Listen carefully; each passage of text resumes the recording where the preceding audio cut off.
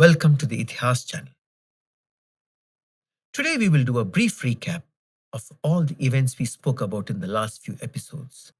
With this, we invoke the gods Om Namah Shivaya, Om Nagendraya Namaha, Om Amme Narayana, Om Ganeshaya Namaha, Om Anjaneyaya Namaha, Om Guruve Namaha.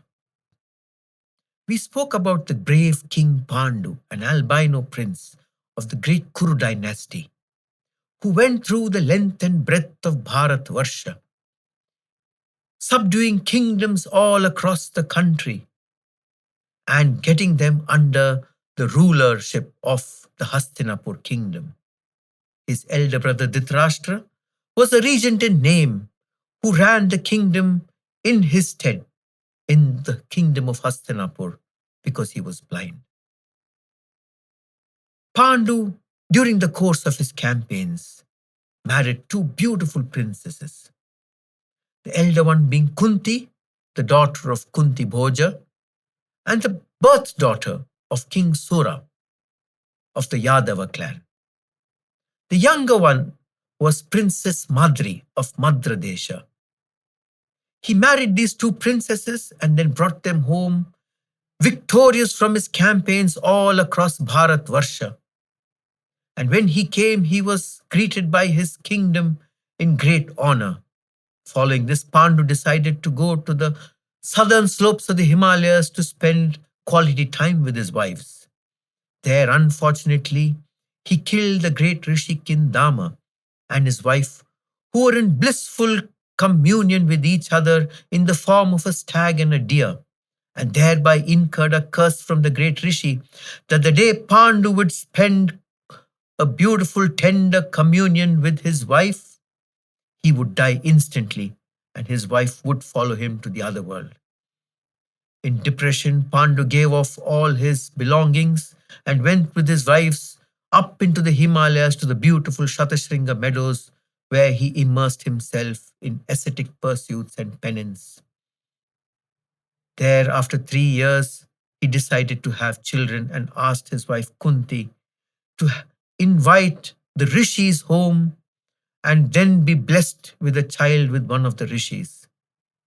Kunti then remembered an instance in her youth where she was blessed by the great sage Durvasa with a mantra which would allow her to have children by inviting a deva from Devaloka, a deva of her choice.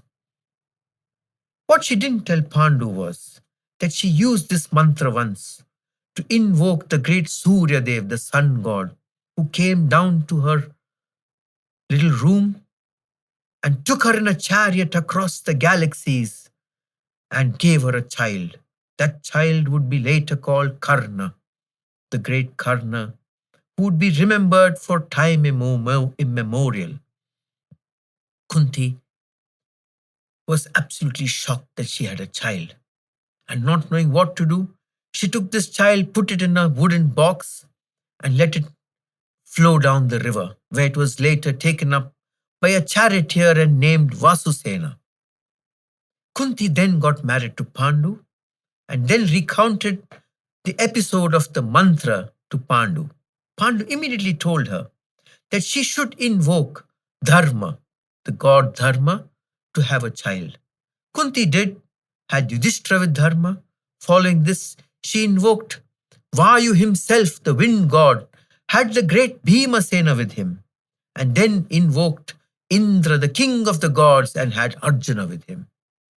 After which she refused to invoke the mantra anymore. And Pandu then asked her to allow Madri to invoke a god, and then Kunti invoked the mantra, and Madri called the Ashwini twins and had Nakula and Sahadeva, two extremely handsome, beautiful princes. After this, they refused to invoke the mantra anymore, and the children started growing up in the Shatashringa Mount, in the Shatashringa range. Around this time, at the time of just before Yudhishthira's birth, Pandu's elder brother Dhritarashtra and his wife Gandhari decided to get children. The sage Vedavyasa, Krishna Dvaipayana had come down from the Himalayas around that time, and happy and pleased with with the way Gandhari took care of him, Vedavyasa blessed Gandhari that she would have 100 children, and the moment this blessing came out of his mouth, his heart was immediately stricken with a pang of fear and pain. Over time, Gandhari was pregnant, and a year had passed, and news reached Dhritarashtra and the palace that Pandu had a child called Yudhishthira with Dharmadeva and Kunti. Dhritarashtra was angry that Gandhari did not give birth yet, and in his anger and his hatred towards Gandhari in that moment, he went to a Vaishya and made her pregnant. Gandhari immediately started beating up her stomach in anger and turmoil, and a putrid black mass came out of her. She immediately asked the maid to throw it into the outskirts of the kingdom, but Vedavyasa Krishna Dvaipayana came in at that correct time, took the mass to the cellar, made it into 101 pieces, 100 boys and a 101st girl, put them all in individual earthen pots, and let them germinate over the next year. At the end of the year, around the time when Bhimasena was born in the forest, around that time, there were evil omens all over Hastinapur, and 100 children, boys, and 101st girl was born from these earthen pots. Vidura, Pandu and Dhritarashtra's younger brother, told Dhritarashtra that he should sacrifice the elder child, who was later called Duryodhana, and ensure that the evilness that came with him would be destroyed, but Dhritarashtra would have none of it. And all 100 boys and the girl were born.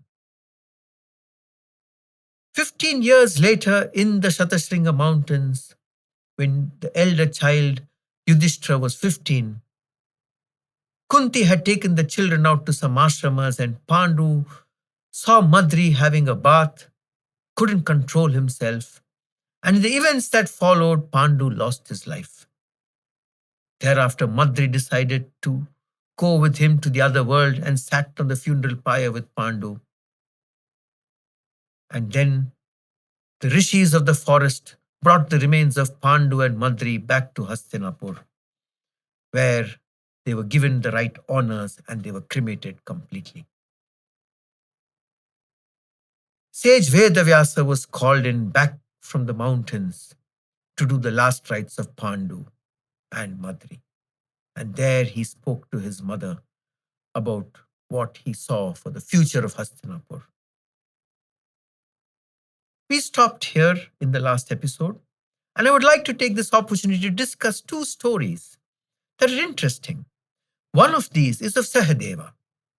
Now, this particular story doesn't find a mention in the actual Mahabharata. It's probably been inserted sometime later. We don't know really when. Could be by Vyasa himself or could be later. For the Mahabharata consists of 100,000 shlokas in complex Sanskrit language, written by the great Lord Ganesha himself and spoken out from his mind by Krishna Dvaipayana or Veda Vyasa, the rishi who compiled the Vedas and the Vedangas and all other literary texts after that. So this story I have kept separately because it wasn't in the original Mahabharata. It's an interesting story nevertheless. So Pandu attained immense powers through his penance and sadhana, and he was able to get an immense amount of knowledge. And he knew that he wouldn't be able to divulge all this knowledge in the course of his lifetime. So he told his sons that if you want this entire power and knowledge that I have discerned over these years of penance and sadhana, you should eat a part of me. This would allow my genetic material to get into you. one of the first instances of genetic modification that is there in the literature ever. And of all those 5 children, only Sahadeva remembered it at the time of Pandu's death. Sahadeva was an extremely intelligent man, extremely good in understanding the Vedas, very observant. He could see the stars and understand the way the stars played a role in humans and understood astrology. He was also a keen learner of the Vedas and could correlate different components of the Vedas with everyday life. And when Pandu lay down outside his dwelling and everyone around Pandu were crying bitterly, only Sahadeva remembered the words of Pandu. Sahadeva remembered that his father had told him to eat him but couldn't get himself to do it, not even a small bite. But he noticed a small ant had bitten into Pandu's toe and was crawling away with the morsel of Pandu's flesh in its mouth, and then took that ant and put it in his mouth and ate it. And it is said that the genetic material of Pandu caused a change in the genetic material of Sahadeva. And finally, the entire knowledge that Pandu had attained, the entire ascetic powers that Pandu had attained over these 15 to 18 years that he was in the forest, all of it was inculcated into Sahadeva. A miraculous feat, obviously. But since it was inserted into the Mahabharata after that, we don't know if it really was so or not. The other stories of Yuyutsu. Do you remember we had discussed how Dhritarashtra had gone and had intercourse with a Vaishya woman in the kingdom when he was angry with Gandhari, taking out his anger on Gandhari by cheating on her. Around the time the other Kauravas were born, this Vaishya woman also gave birth to a son. This son was Yuyutsu. He grew up with the other Kaurava brothers, treated as the Kaurava brothers, played with them, had fun with them. But he was of a different mindset. He was not as evil as Duryodhana or the other Kauravas. And he was not influenced by Duryodhana's evil as much. And over the years, during their childhood, he could feel that evilness in Duryodhana and he knew he wasn't part of it. He disagreed a lot with his brothers over their evil schemes. And they would chide him for disagreeing with him. Finally, when the Pandavas came to live in Hastinapur, he felt a strange bond with the Pandava brothers, who he felt were like him, noble and honest and innocent. And he developed a strange bond with them, so much so that when the Duryodhana and his Kaurava brothers would scheme and plot against the Pandavas, Yuyutsu would come and tell Duryodhana's plans to Yudhishthira and Bhimasena and Arjuna. Because he felt that a lot of times the evil plans involved harm to the Pandava brothers, harm to their lives, and he couldn't bear to have the Pandavas die. And the Kauravas were very amazed at how some of the very secretive plans they would divulge would be known to the Pandavas in advance and would keep a lookout for spies who would be around. But never once did they realize that it was Yuyutsu who was the actual person who would tell the tales of the Kaurava evil plans to the Pandavas. In fact, even much later, when the plans started becoming more and more sinister, started involving actual death plans for the Pandavas, these plans were also told by Yuyutsu back to the Pandavas. And they never realized who the source of this was until the day of the great Mahabharata Kurukshetra war much later, when Yuyutsu walked out of the Kaurava camp and said he will fight on the side of Dharma with the Pandavas. And thus, in the great Kurukshetra war, Yuyutsu fought with the Pandavas. With this, we invoke the gods Om Namah Shivaya, Om Nagendraya Namaha. Om Amme Narayana. Om Ganeshaya Namaha. Om Anjaneyaya Namaha. Om Guruve Namaha.